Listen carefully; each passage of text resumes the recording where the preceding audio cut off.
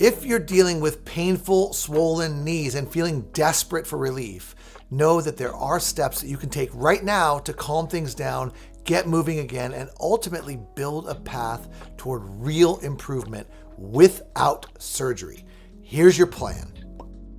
The first thing to notice when your knee is hurting and swollen, you need to stop aggravating it. Pain is a signal that your body's not happy. So step one is to ease up and let it rest. But your goal here isn't just to rest completely, but to practice what I call relative rest. And that means avoiding activities that irritate the knee while still staying mobile enough to prevent the stiffness and the muscle weakening. So you can do things like temporarily using a cane or a walking aid, which can help take some of the pressure off of that painful knee while you're up and moving around. And when you're sleeping, you can elevate your knee using some pillows or some blankets right under the back of the knee if that's comfortable for you.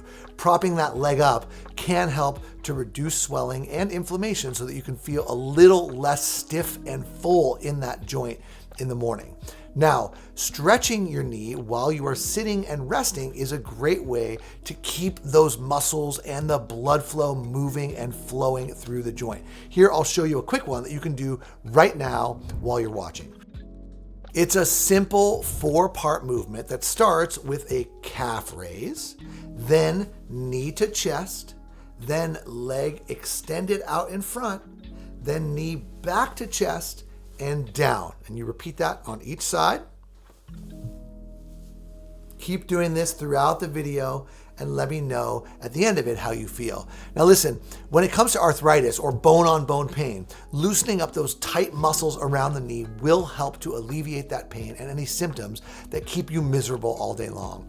And when the body is in pain, like your knee is, the other muscles around the knee are going to try to pitch in and they're going to try to take pressure off of that painful knee. And this creates an imbalance and puts extra stress on the knee joint. So getting those muscles relaxed can actually take a lot of pressure off of the painful knee. So try a massage gun or even give yourself a massage around the muscles of the knee joint, in the quadriceps here with your thumbs, in the calf behind the thigh, and even in the hamstrings with the tips of your fingers. A few minutes of that per day can make a big difference in how your painful knee actually feels. Now, another part of your body that's overcompensating for your injured knee is your butt. Weak glute muscles can actually make your knee pain worse. Now, like I mentioned before, when the muscles in your knee are weak, the body will start to recruit other muscles to help out. But if those other muscles are also weak, well, that can lead to even more pain, more instability, and more discomfort. So if the glutes aren't strong enough, the quads then start doing all the work, which puts even more stress on the painful knee than it can handle. And now, if you're limping and if you're walking all wonky because your body is trying to find the strongest muscles to support your weight, here's how you can check if your glutes are weak.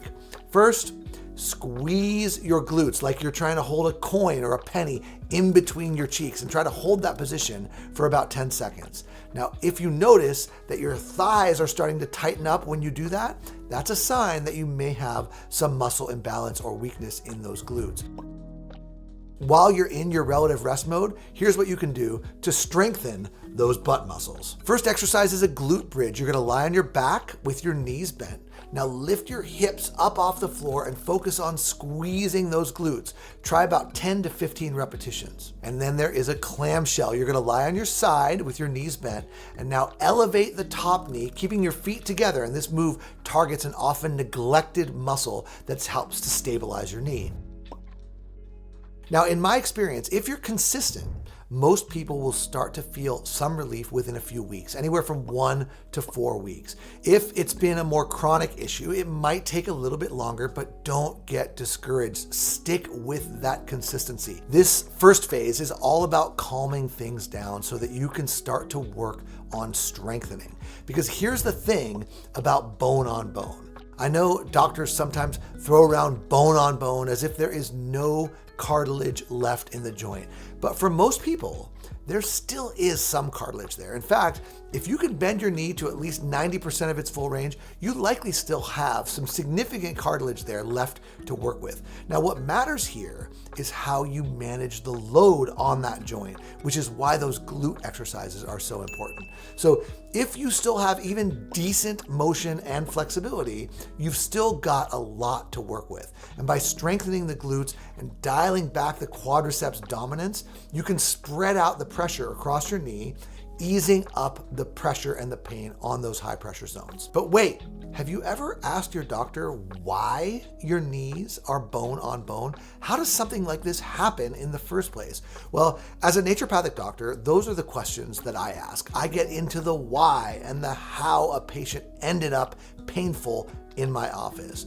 Because if I can understand the how, then we can understand the root cause of the issue and work right there to target and fix it. And when it comes to arthritic knee pain or bone on bone pain, the how is usually the result of chronic inflammation. So here is some more information for you to consider.